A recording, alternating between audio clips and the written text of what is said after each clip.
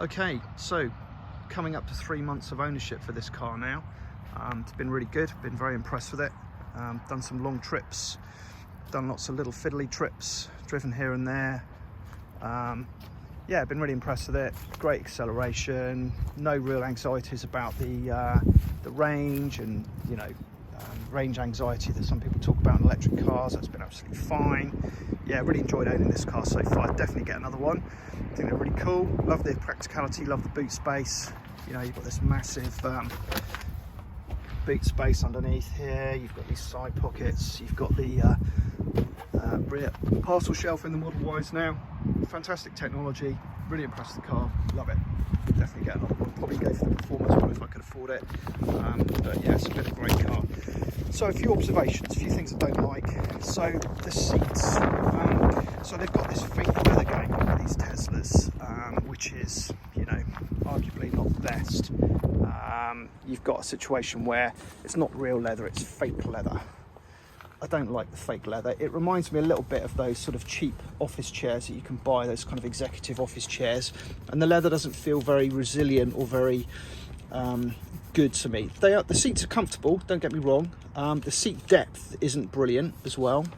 So I'm not a particularly tall person, but you don't have a lot of thigh support, upper thigh support. I'd like to see a little bit more seat coming out here, but you can of course adjust these electrically. The seats are nice and comfortable, but yeah, I'd like to see proper leather next time. I don't really like the fake leather thing. The high beams are good, the automatic high beams. There's been a few comments about those being a bit rubbish and not working very well, but they do work very good, very well. The cup holders, they are pretty bad, pretty poor. They're not particularly deep. They don't really do a good job at holding cups. It's literally just a hole.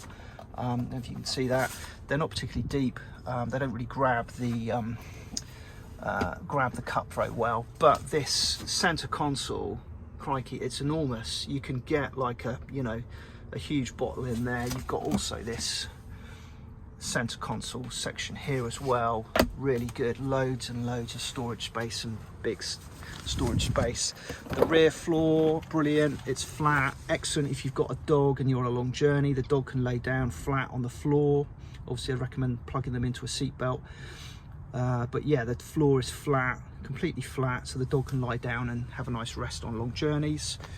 The car does bong quite a lot. It does sort of make noises, and it's not always 100% clear exactly why it's bonging. So again, that's something I'm not particularly impressed by, but you know, I'm getting to know the car, so maybe that'll get better in time.